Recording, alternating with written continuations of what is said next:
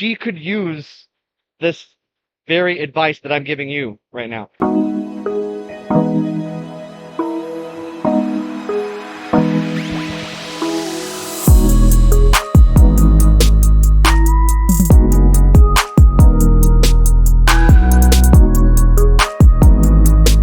So, for example, if you watch the most recent interview, the softball CNN interview, she answers the question right away. Whereas if she was more thoughtful or had a little teeny bit of authenticity, right? Being genuine, being real to her audience, the people that she's talking to, she would actually pause and think, hmm, that's a good question. Let me think about it. That's totally fine, guys. It buys you time to organize your thoughts for a few seconds.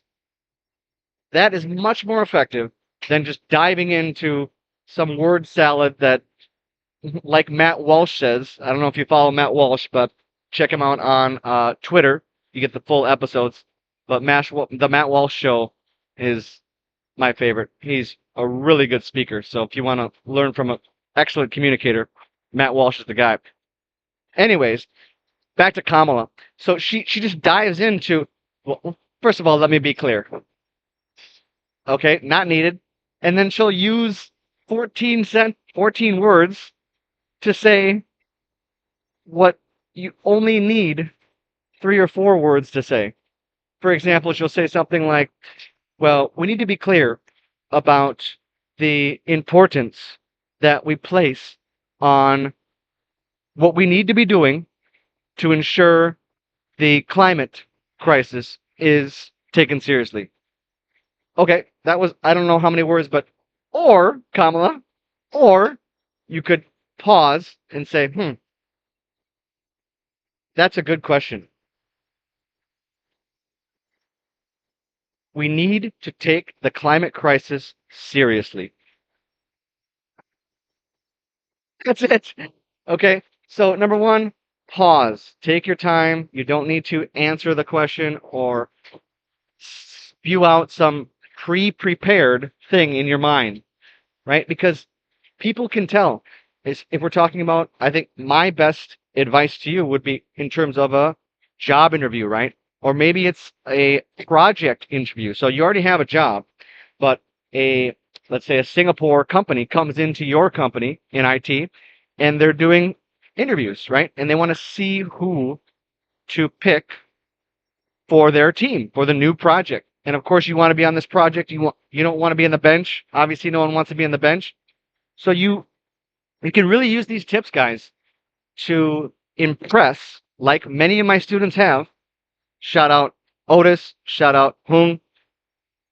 Already done this by speaking effectively, by pausing, by, even though their English might not be the best, well, guess what?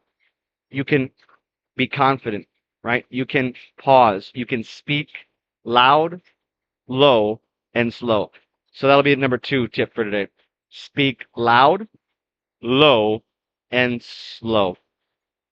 All right. So what do I mean by this? Well, the loud one is kind of obvious, but it's also the most important in my view. So we really want to make sure that our voice is coming from the belly. The belly, right? So loud, of course, that's important, but low is important as well because the less we get from the belly, the more we get from the mouth. And it sounds kind of like this. And it's very shallow. And I'm only, as opposed to deep breath, as my buddy Otis says, deep breath, right? So listen to the difference, guys. Mouth, deep breath, deep breath. I'm cutting it off right here. I'm cutting the air off right here. Deep breath or deep breath, right? Deep breath, right? It's coming from the belly. Don't be afraid to take a deep breath and speak loud, low, and slow. Okay? But you need to practice this because it does not come naturally at all. You're going to want to speak a lot faster than you think you are speaking because you may be a little bit nervous, but that's to be expected. So we need to practice. Pro tip on how to practice, guys. Open up a Google Docs, go to Tools in the menu. Very simple, easy to do. You can do this on your phone actually too. But pull up Tools and click on Speech to Text. And then answer the question as practice. Tell me about yourself. And do it a few times, right? If what Google Docs, the AI in Google Docs, is writing for your speak does not fit what you mean to say, you need to improve it, right? And my number one tip for Vietnamese students, well, any student really of English, but especially my students here in Vietnam, Ho Chi Minh City, final sounds. Okay? So the final sounds are very important because not only can we understand you when you use final sounds, but it tends to make you slow down. So it's a win-win. It's like two birds with one stone, right? So we can understand the words better. And also, if you are pronouncing the final sounds, you tend to speak slower, which is a good thing because it shows confidence, right? When you speak fast, it sounds like you're not sure of yourself. And it leads to, of course, misunderstanding, mispronunciation. I can't really understand what you're saying, especially in IT when you're using a lot of technical words that are, maybe not the easiest to pronounce. For example, algorithm, right? So let's go into the third and final tip, which is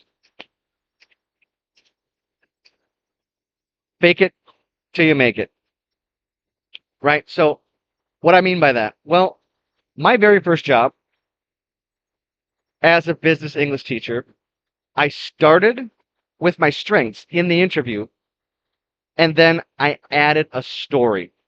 So this was for Nash Tech, and I got the interview probably because, to be honest, because I'm a good looking, white male. That helps obviously, but I had not taught a single class for business English. I just had 1 year teaching at Yola, which is a English center here in Ho Chi Minh, in Saigon, which was fine. But I gravitated.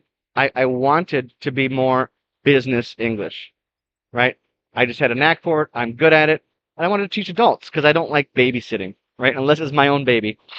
Shout out Coco, but you get the idea. So what I want you guys to do is start with your strength and then add a story. So what did I do? Well, she said, tell me about yourself. And I said, well, my specialty is making business English fun. I prepare a wide variety of activities, games, vocabulary, exercises, role plays to make the class interesting and fun. I don't follow the textbook, which is many times outdated and old. I let the students create the material by listening to them. Listening to what? Their interests and their needs, right? So a good needs analysis is what I do. For example, instead of, okay, let's go through these slides of the vocabulary that we need to know. Wow, sounds fun. Slides of vocab, really? Or how about we play Pictionary, right? So someone writes a picture of the vocab. You have to guess. Now you have to describe the word without speaking, right? That's round two. Round three, you have to do a gap fill, right? So let's do one right here. I am a programmer. I can do front end backend, UI, you name it. Did you catch it? I am a versatile, versatile, versatile programmer, right? I can do many things. I'm flexible, right? Shout out to my class where we were talking about yoga. Flexible. Very similar to versatile, right? I'm not just tied down to one type. I can do different things, which also is similar to agile, right? I'm agile. Like my dog Bo, he can move quickly on his feet. He's not tied down. He's not a statue. Which bonus tip, don't be a statue, right? If I'm talking to you like this, it looks really stiff and it looks like I'm nervous and I look like a statue. No, relax, deep breath, Otis. Shoulders down and back. Head up, confidence. All right, guys, that's all I got for you. Hopefully, I provided some value. If I did, please smash that like button, share, and especially subscribe to the channel. And I'll come back with more next time. Peace.